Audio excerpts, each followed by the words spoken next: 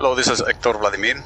Today I wanted to focus on a subject, on a topic that I have mentioned in the past, and it is about your electric company, your energy saving efforts, and how those are often ignored, are often not counted or accounted for, and are often just fruitless and in vain. Today is the 13th of August, 2024, just for the record, and I want to give you a few pointers, ideas, pieces of information in the case that you have saved energy, have made significant efforts to save energy, to lower your energy bill, your electric energy bill specifically, and yet you are not seeing the results, the products, you're not seeing positive results, you're not seeing lower bills, you're not seeing any savings or very little savings despite your large, humongous, and hard efforts. So if you're in that situation where you have made significant and very sacrificing efforts to save energy, and you're not seeing any results, any positive and good results from it, from those efforts, and you have even evidence that your power company, your electric power company, is ripping you off, is not giving you the credit you deserve, it is not giving you the discount and showing the savings that you have actually made in your homes, in your business, then there are a few things that you can do. First of all, I want to really make sure that you have made those efforts, you have taken the steps to save energy. Many of us have jumped the gun and blamed everyone and their dog about our high energy bills. We have not yet made the effort and taken the time and taken the actual meter readings that are required to know whether we are even making progress or to see where we stand in our energy use. So I want to make sure that you first are aware of the energy that you are using, consuming, or that the energy that the power company or electric company is actually alleging that you are using. The second reason why you would have records of your electric meter readings is to have evidence in case there is foul play, fraud, theft, overcharging from your electric company. You want to have those meter readings as your basis for your claim, your demands, as evidence. And you want to have those organized, and if they are photographic, they are worth even more. Photographs maintain, if you have it set up this way, they maintain dates, they maintain times, they maintain even locations if you take those with a smart device, whether it's a phone or a tablet. Now, if you take it with a camera, the only thing that they may maintain is the date and time which the camera is set up to when you took that photograph. But it is still valuable. But even if you don't have photographic evidence, such as pictures of your meter readings, written down notes are still valuable in court. So you want to have that as supporting evidence in case you need to take that evidence to whatever means you use to protect yourself, whether it's court, whether it's presenting it to any kind of regulatory agency or company, or whether it's you're taking it to the media. You want to have that information. So the first place to go is your meter, your electric meter, and you need to basically visit this meter and see what it says, the reading on it, daily.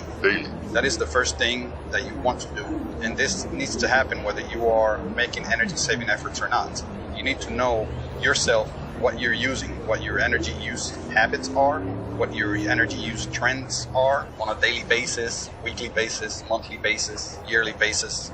Once you have done that regularly and you start that habit of taking down your meter reading once a day, every day, then you start to build that database, that information, that knowledge about your power usage, your habits, using power, etc. If you could take meter readings more than once a day, the more power to you. I would highly recommend that.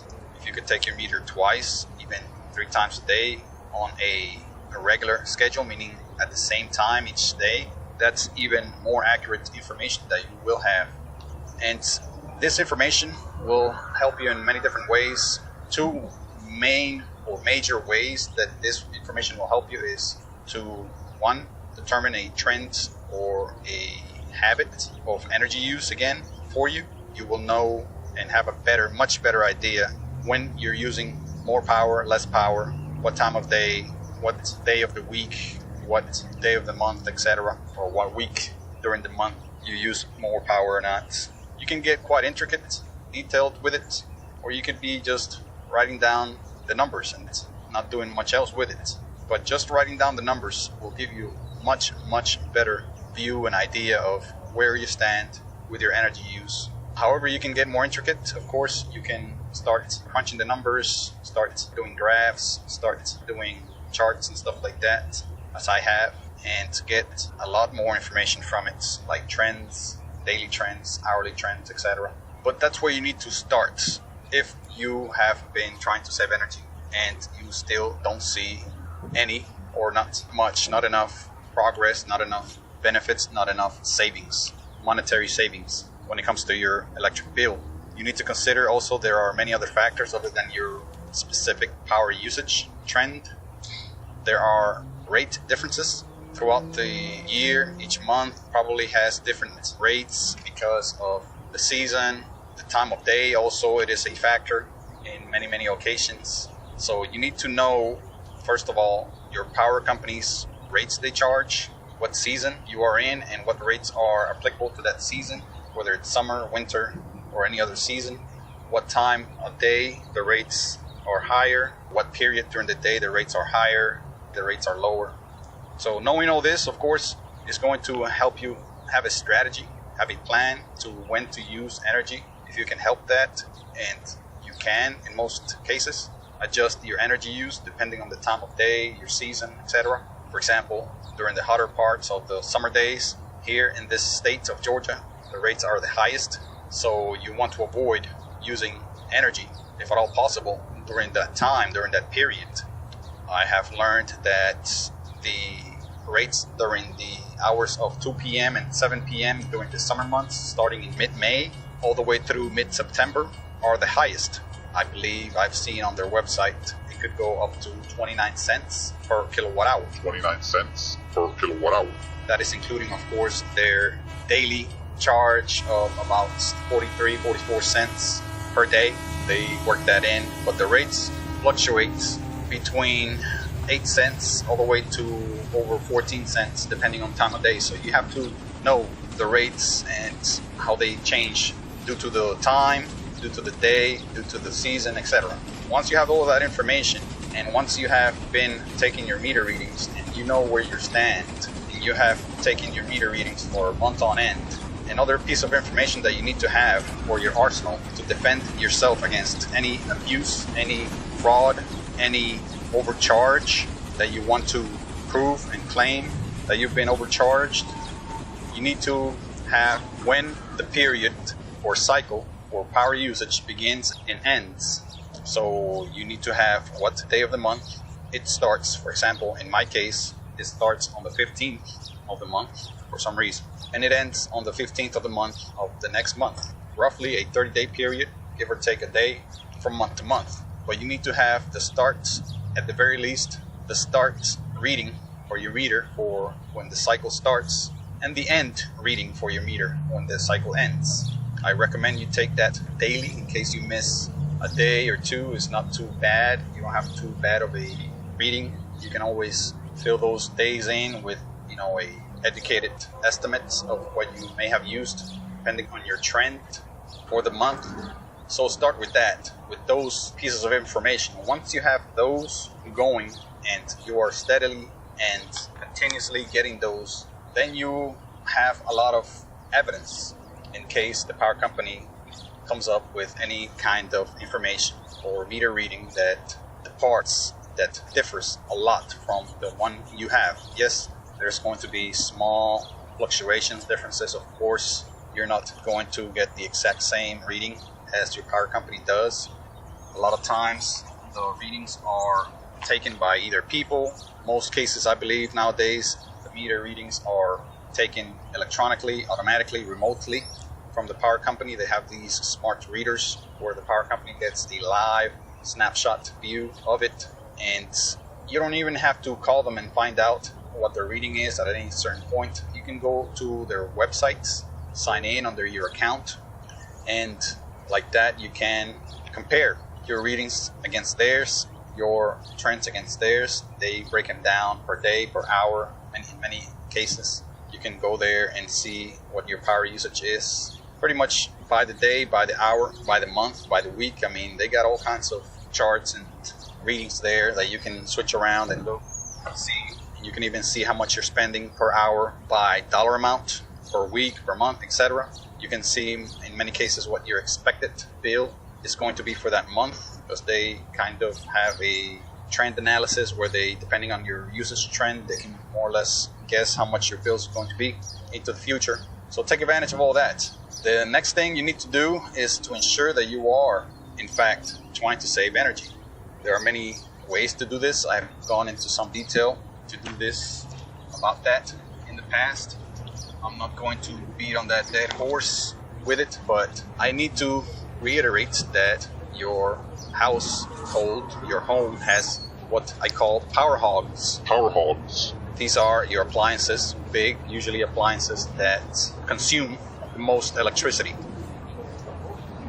Your air conditioning heater, if you use that, or your air conditioning cooling, that is roughly about half of your monthly energy bill. Half of your monthly energy bill. If you can lower that usage in whatever way you can, you're going to be impacting about half of your electric bill. I personally don't recommend you having air conditioning if you don't need to have air conditioning. Meaning that if the temperature is not extreme, open up your windows and doors and let fresh air cool or heat your home. Welcome to Earth. You don't need to act like you are in the moon or Mars and have a sealed, enclosed environment, hermetically sealed environment inside of your home 24 hours a day. There is not a toxic environment outside, at least not to the point where you need to be hermetically sealed.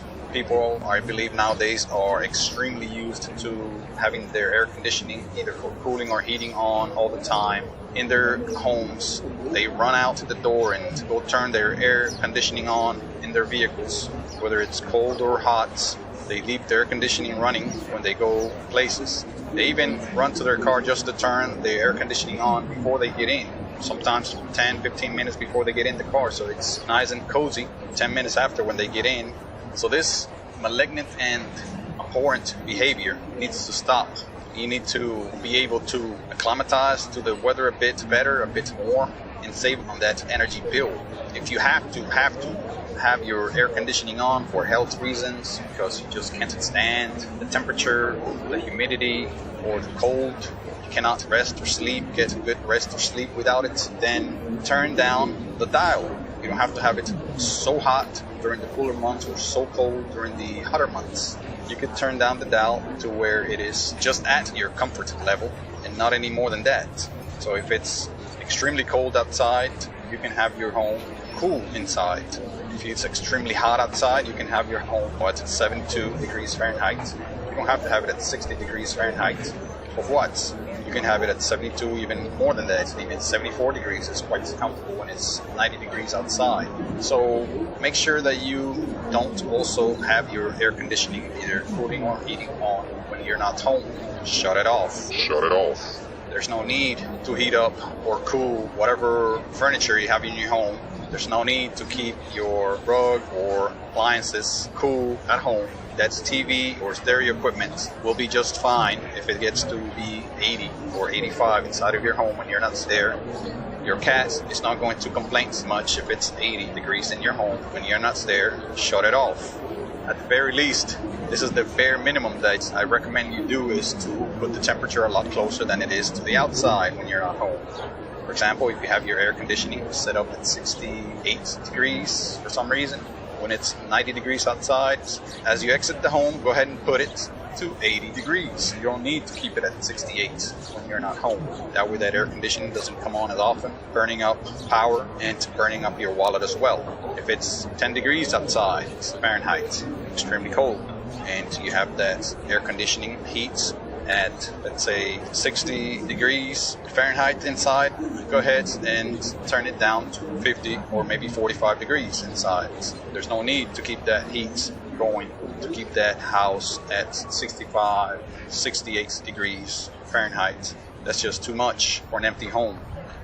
So just to reiterate about saving energy with your air conditioning, whether it's cooling or heating, you may use, instead of your central and very energy demanding and hungry AC unit, those central AC units are notorious for using tons of energy. They use 220 to 240 volts AC, which is quite a lot, and they use at least 10, 12, even 14 amps. This is thousands of watts per minute that these units use. So they are notoriously power hungry. I call them power hogs. So you may alternatively use window ACs. The window ACs run usually on 120 volts AC. That's your wall outlet voltage, and they use a lot less wattage. You can have those set to a certain temperature, and they use a lot less energy. They're a lot more efficient, and their main advantage is that they only air condition a single room for the most part. So most people only inhabit one room at a time. Most families, small families or single persons, you can only inhabit one room at a time. So go ahead and just air condition the room or rooms that you are inhabiting, and leave all the other rooms without air conditioning. Again, you don't need to air condition your furniture, your rug, your floor, your ceiling, your walls when you're not there. That's just a utter waste of energy. The other alternative is to use mini split unit or units. That's what they call them. That's air conditioning units that have one portion of it outside, such as the Mitsubishi Mr. Slim. The other unit is inside of the house, the one that basically distributes the air or pushes the air into the room. And these have various voltages, whether it's 120 volts AC or 220 volts AC. Sometimes they run on different voltages, but they are a lot more efficient than even your window unit, and magnitudes more efficient than your central AC unit. So those are two very good alternatives to air conditioning and to save energy on those. The next thing you need to look at is your water heat. There's no need to keep your water heat on all day long, 24 hours a day. Those heating elements, heating that water up, turning on several times, perhaps per hour, all day long. Even when you're not going to take a shower, within hours, sometimes 7, 8, 9 hours. There's no need to keep water on hot when you're not using it.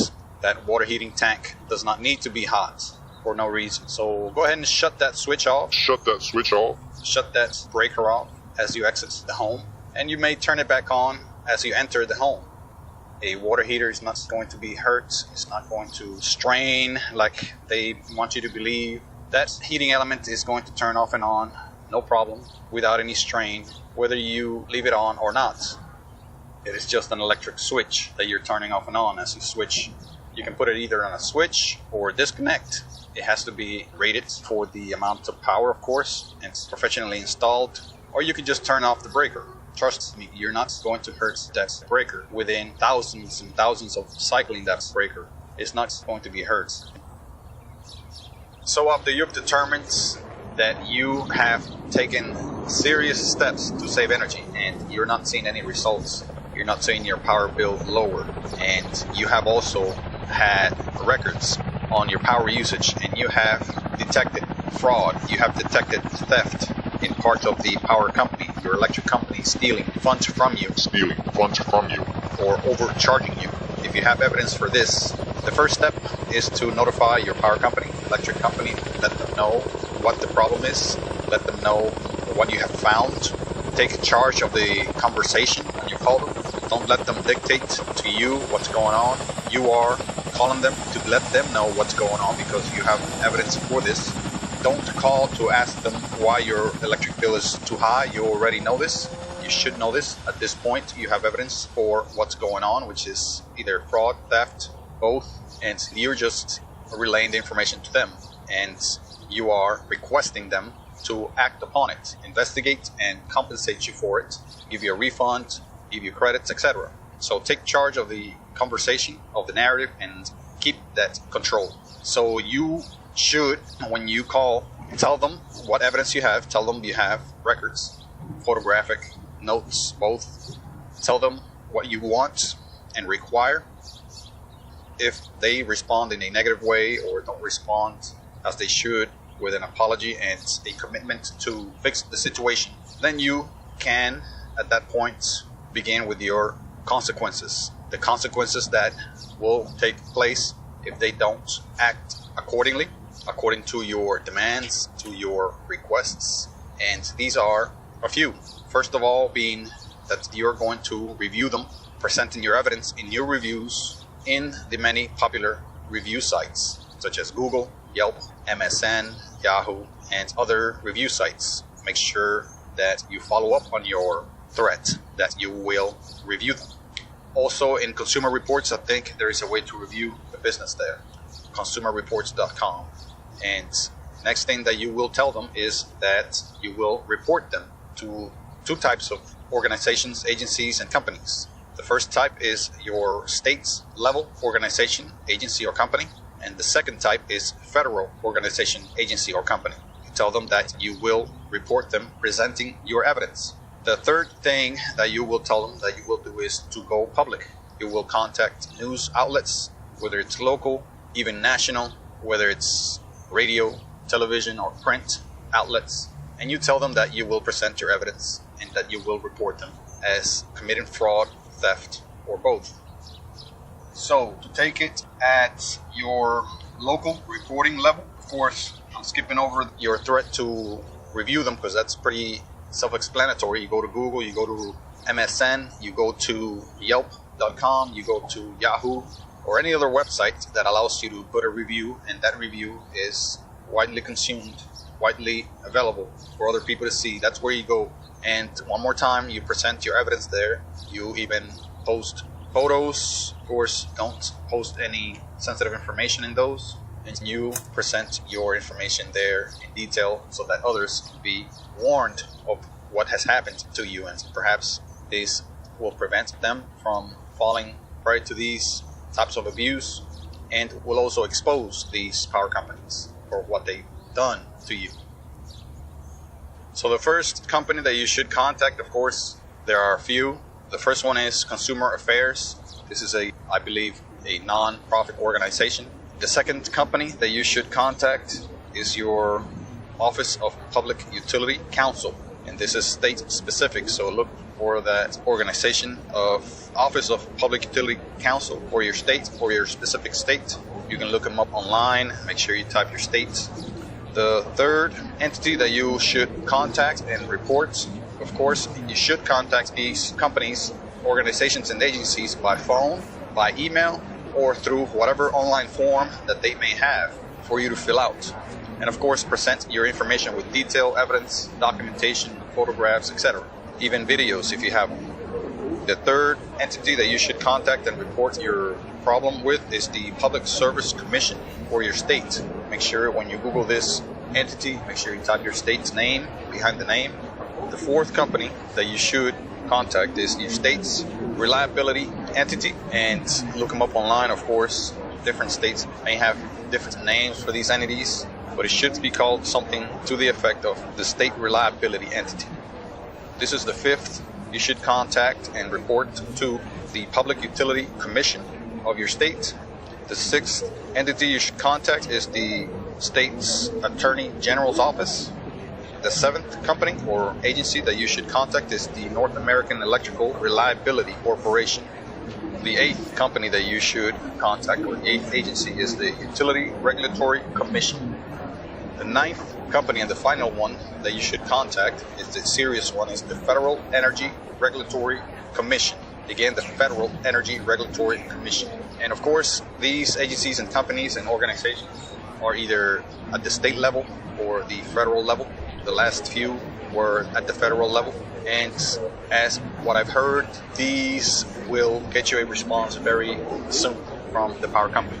The next step that you can take, that you can kick it up a notch quite a bit, turn up the heat on the power company, then you should basically expose them through the media, through news outlets, through podcasts, through radio shows, television news shows, television shows, whatever you can get a hold of, and whoever you can get to publish your information, your case, your report, try it. Again, print outlets such as newspapers, magazines, local, international, national. Also, online media, podcast shows, news shows, digital prints, or digital news outlets.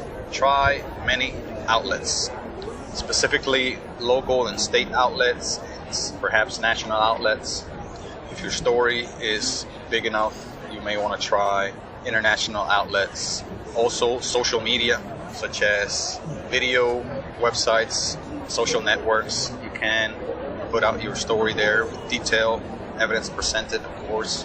Guard your sensitive information, personal identifying information such as account numbers, ID numbers, etc. Don't post those, or at least make sure that they are redacted.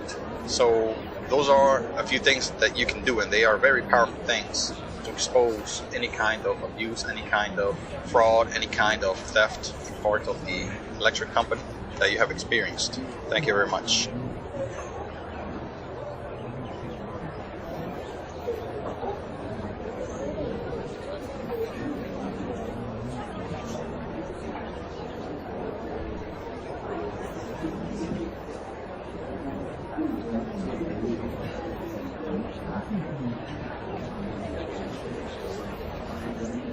Thank you for listening to this podcast. Please look for the next episode soon, and please ensure to share this with your friends and family. And please like this content and subscribe as a sign of support and for me to continue to provide this type of content to more people like you. Lastly, if you wish to support this content further, please visit the links provided in this publication. Thank you.